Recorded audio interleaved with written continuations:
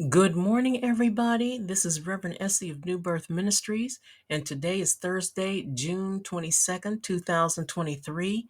And I just have a question for you. This is breaking news. Are you saved? You know, Jesus is coming back soon, and he has three different versions in the book of Revelation that tells us that he is coming back soon, and we better prepare and be ready. Revelation 3:11 says, "Behold, I come quickly. Hold that fast which thou hast, that no man take thy crown."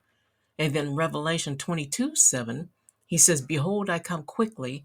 Blessed is he that keepeth the sayings of the prophecy of this book."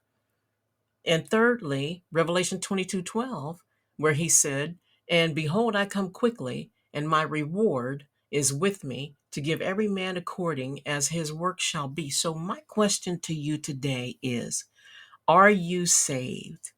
That the way the world is today, we better have a close, personal, koinonia relationship with Yeshua HaMashiach, Jesus the Christ. God bless you, and have a wonderful second day of summer.